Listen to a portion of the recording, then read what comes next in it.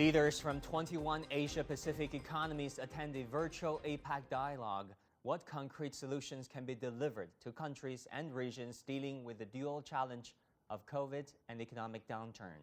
And U.S. President Donald Trump reportedly considered airstrikes on Iran.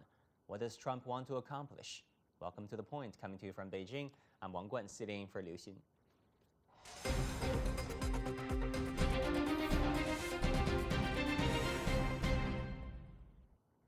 Chinese President Xi Jinping joined leaders from 20 other Asia-Pacific economies in a virtual APEC CEO dialogue. President Xi called for solidarity in promoting openness and growth in the region. There are numerous challenges facing these economies, from COVID and slowing growth to inequality and geopolitical tensions. What does APEC have to offer in addressing those challenges? Well, I'll be talking to Jeffrey Towson, host of Jeff's Asia Tech Class. Jeff, welcome to The Point. The challenges the pandemic poses to these Asia-Pacific economies are apparently different and unique. Some countries are, struggling to get COVID under control with rising daily infections, while other societies have totally reopened and even registered positive year-on-year growth. What do you think can a meeting like this help member countries and regions deal with their issues?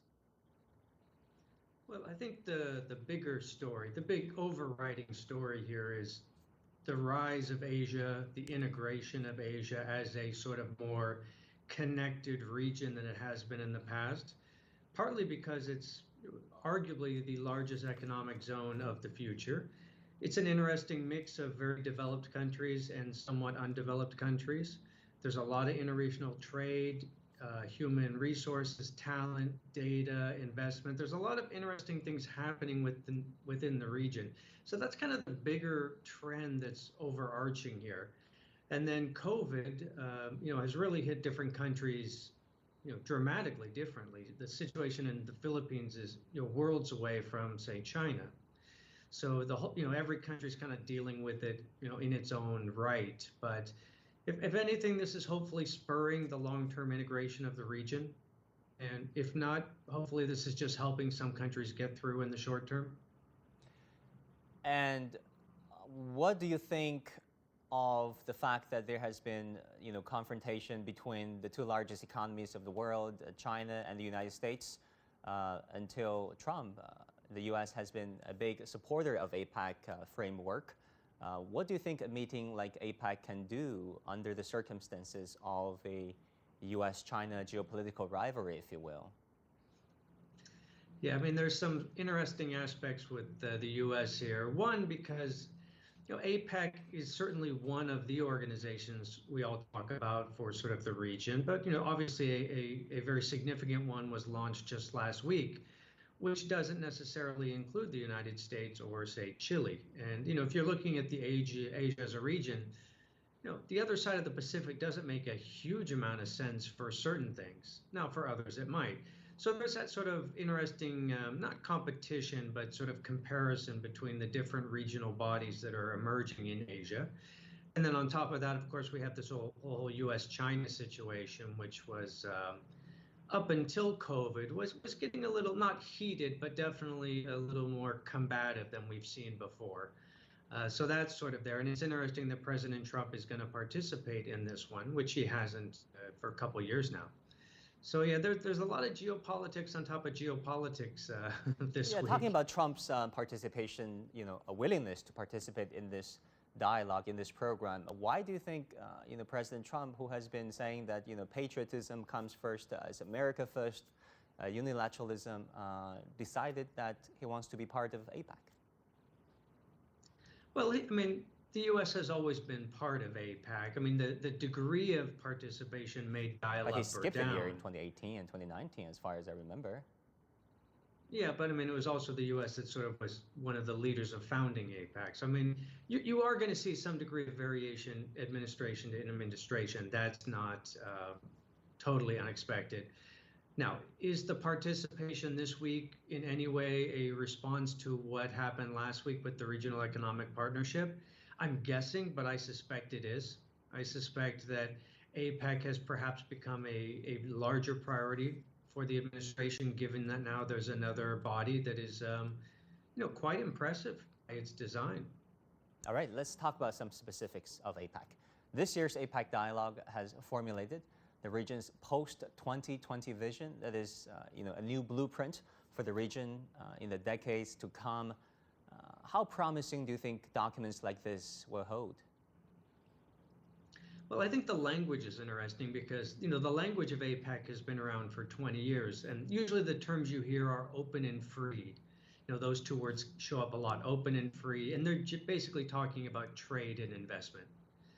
Let's open the borders, free flow of goods, free flow of investment dollars, bring down the tariffs, that's all good. In the post-2020 vision, two of the words that really jumped out at me were dynamic and resilient. Resilient is a big word in the business community this year in response to COVID. It's a nice way of saying we're all trying to get through this. We're trying to come back. It's about sort of coming back.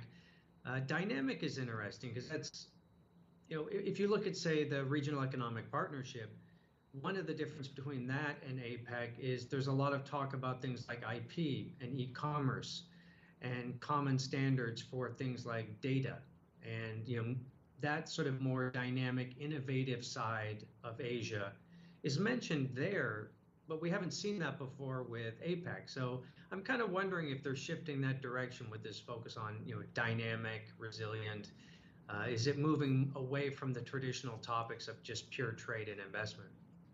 Right. China is a big part of this, framework. Chinese President Xi Jinping delivered a keynote speech during the APEC CEO dialogue that opened today. In it, President Xi said China is committed to opening up itself further to the outside world, and he rejected unilateralism. Let's take a listen. Openness enables a country to move forward, while seclusion holds it back. In today's world, where economic globalization has become an irreversible trend, no country can develop itself by keeping its doors closed. China is already deeply integrated into the global economy and the international system.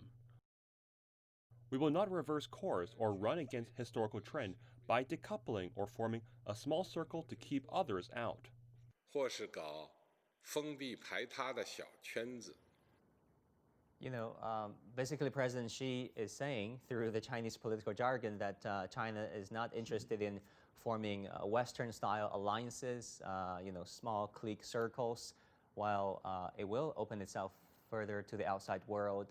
What do you think President Xi's pledges will mean for countries in the region?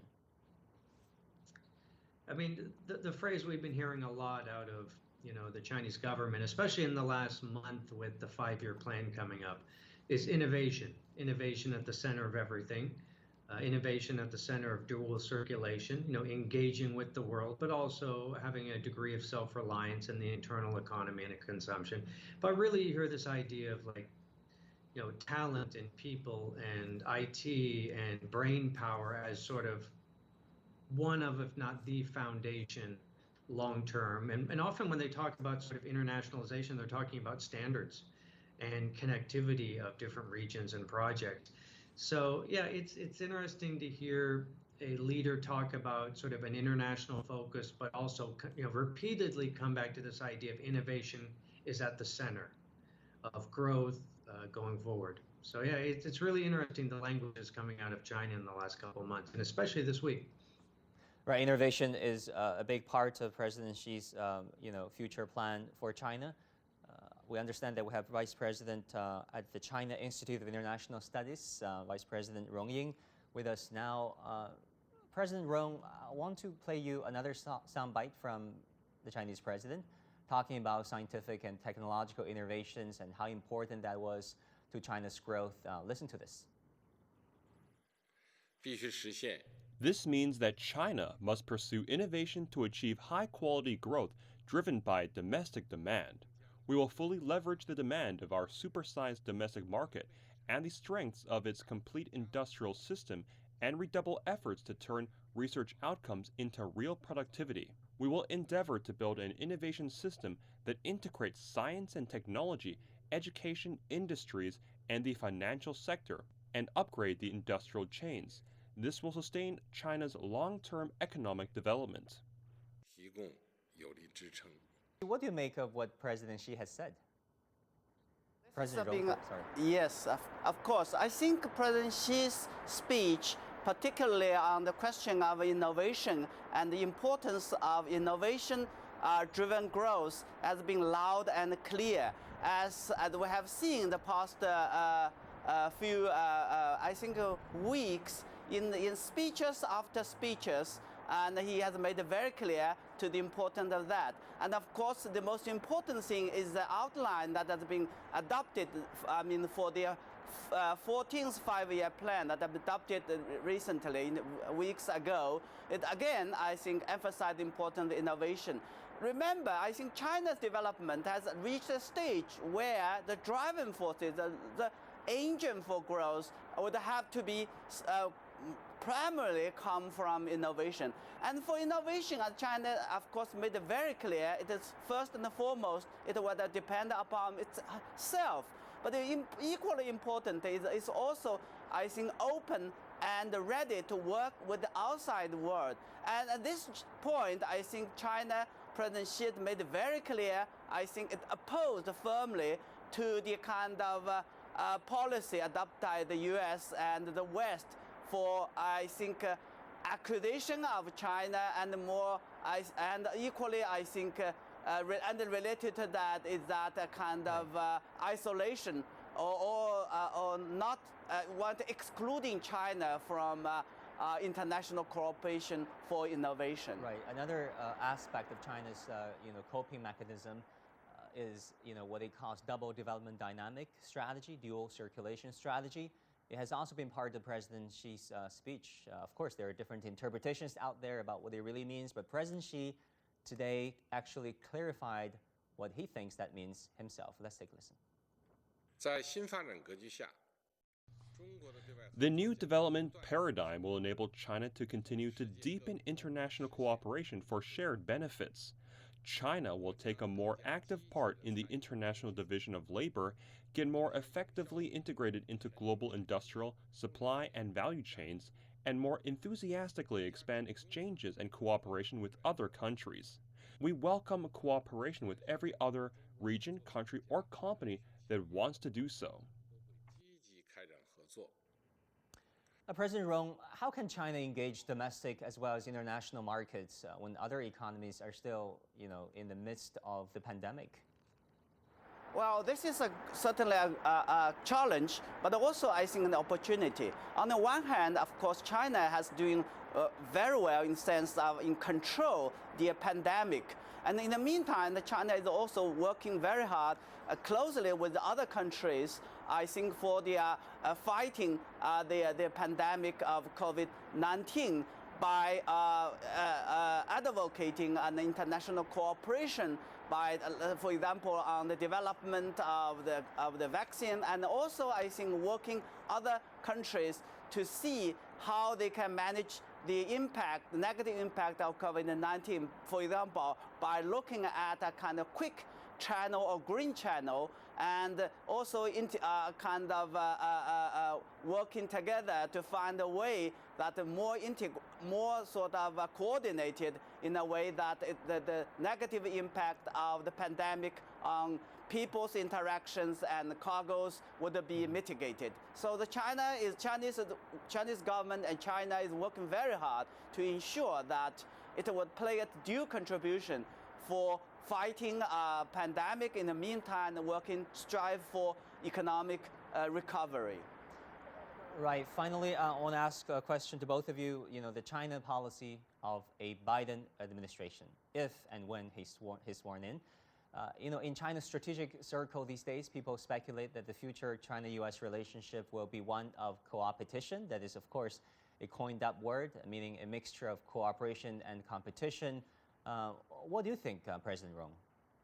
Well, I think China attaches great importance to the relationship with the United States, and in believing that China-U.S. relationship is one of the most consequential relationships, not only for bilaterally for China and the United States, but also for the region and the world at large. And China is committed and has always been, ever since I think opening up of the relationship, normalize the relationship, working for a stable and healthy relationship featuring coordination, collaboration, and win-win cooperation. It is unfortunate it has been the U.S. side, and particularly the Trump administration has been, I think, working, provocating China and creating so many trouble for the relationship. And with the new administration coming over, China is as expressed that continued commitment for a stable relationship, and is looking forward to the U.S. side to working halfway towards China for that end. That has been apparent. Jeff, what do you think? I think, let's say Biden, the votes are counted and he's the winner. I suspect we're going to be about where we are. The current positions that you hear out of Washington, D.C. with regard to China are pretty much bipartisan. It may be the only thing the Democrats and the Republicans actually agree on. So it may change a little bit, but I don't see a significant change, at least on the horizon at this point. All right, Jeff and President Rong, thank you both so very much.